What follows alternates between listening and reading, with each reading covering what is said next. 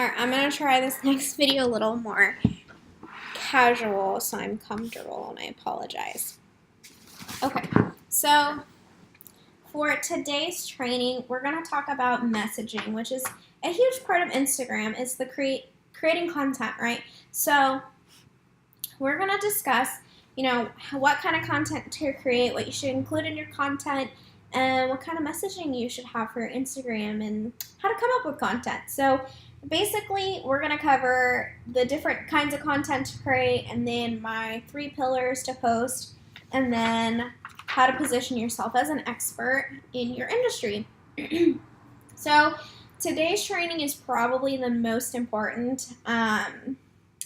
And I say that because while having great photos and a great feed is important, having key messaging and messaging that resonates with your readers and ultimately meets your goal that we created in the beginning of these trainings is key, right? So what if our goal was to convert, an ideal reader into a client? Then the way we can do that is by proper messaging and brand awareness, right? So if you're clear on your goal and your purpose, you should know what type of content and messaging to create, right? So as long as you know who your ideal reader is, who your target audience is, who your market audience is, what your goals are as a business person, then you should have some sort of idea on exactly what kind of content works for your audience, right? So think of like your blog post. Like what do you post on your blog? Okay, so think about that. So you want to position yourself as an expert in your industry, and you want to ask yourself, how am I offering value to my readers? How am I solving their problems? So here's just a couple of examples of different kinds of posts you can create on your Instagram feed that can help you get there. So call to action posts, pretty self-explanatory, right? Ask your readers a question. Tell them what to do. It can be as simple as commenting on there, tell me your thoughts below, or drop an emoji below. This is a surefire way to get a conversation started and to start creating those relationships on Instagram, creating those follower relationships that are going to bloom into something else, right? Behind the scenes post is the second one. So I had talked about this yesterday when we were discussing profile feeds and biographies and what kind of photos to create. And I'm a believer, like I said, in mixing kind of a lifestyle imagery with our business content. So it shows that we aren't just these people that sit around and blog all day.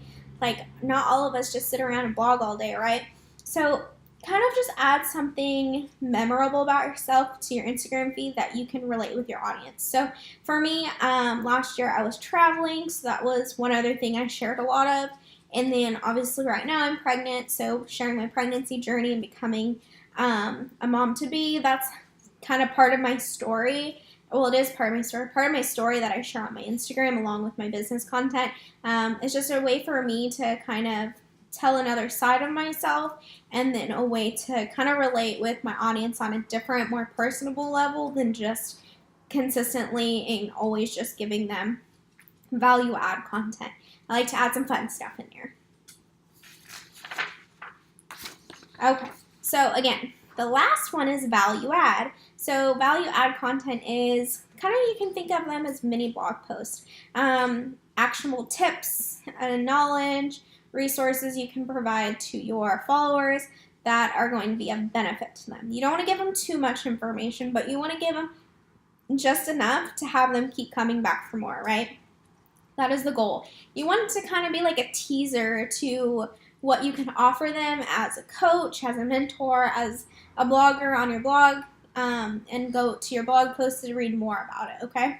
So you want them to keep coming back for more. So tease them a little bit with your value add content. Give them enough to where they have questions and they need to reach out to you for those questions, right? You want them to direct message you. You want them to comment on your post and ask you questions, so you can show up as an expert and be able to come back and say, oh yeah, well, da-da-da, or message them personally and be like, well, I offer this, that kind of thing.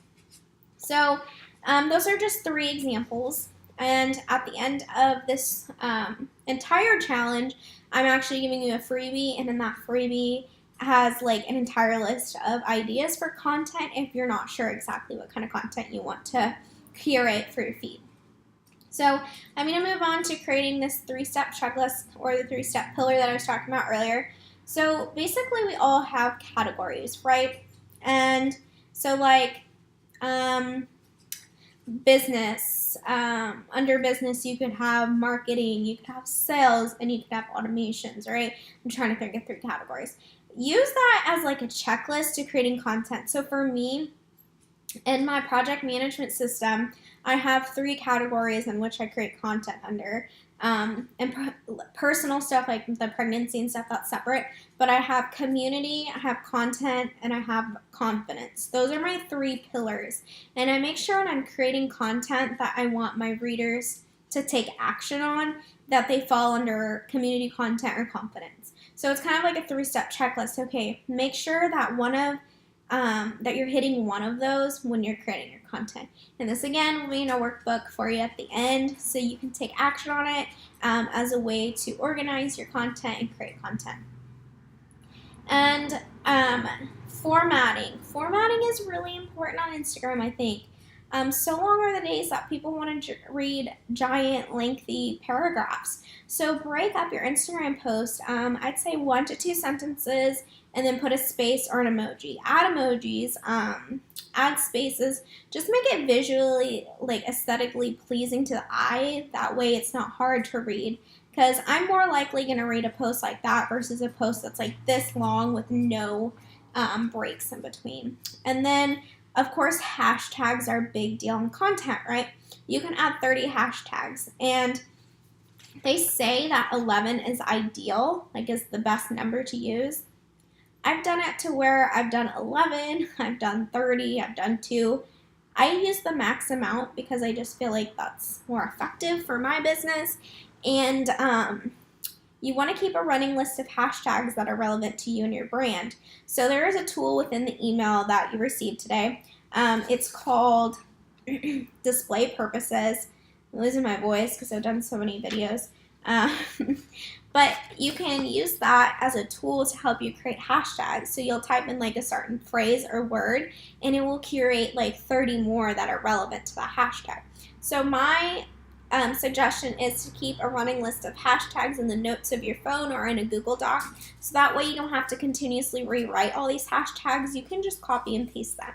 Okay, and you want your hashtags to be specific, like the longer they are, the better. If they're too broad, it might be harder to find that hashtag and find your photo, whereas if it's specific, it's going to be easier for someone to find you. And you also want to have branded hashtags, so hashtags that are in your brand. So for instance, I have 3. I have the Daily Pursuit, I have Pursuit of Purpose, and then I have Aspiring Creatives. Those are my 3 branded hashtags that I always use in every single one of my posts. That way, if someone were to click on the hashtag The Daily Pursuit, all of my photos should show up, okay? And I love that.